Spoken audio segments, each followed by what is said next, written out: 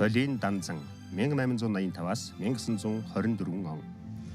Тэрээр 1885 онд Сайн Ноёнхон аймаг Сүжилт Бэсийн хошуу буюу одоогийн Архангай аймгийн Хотон сумын нутагт Бат очрын ууган охин Солийн хүү болон мэндэлжээ. Өвөг эцэг нь түүнийг аж амьдралын янз бүрийн арга ухаанд сургахыг хичээж 10-аад наснд нь хийдэд шавлан суулгаж байсан ч шашин номын мөр хөөхөн түүнд төдийл тааламжтай байгаагүй учраас удалгүй хийдээсээ гарч хонь мал хариулах адуу манах зэрэг ажлыг голлон хийж хошуу ноён тамгын түшимдийн аль бацагт зарагдан борив богс хийх чөлөөгүй явсаар өсч өндийжээ.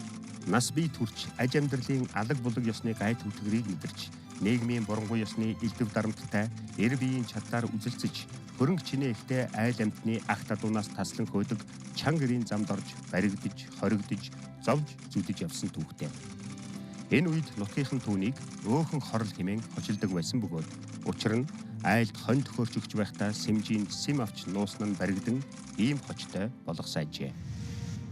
Сайн ирсэн замаар хэсэг амьдарсан тэрээр удалгүй нийслэл хүрээ, дээд шивээ, дээдүүд болон говийн зарим аймагуудаар худалдаа арилжаа хийж нэлээд амьдрал үдсэн төдийгүй Хятад Оросын худалдаачдтай хамтран ажиллаж тэр хэрээр Хятад Орос хэлийг ч гадралдаг болжээ.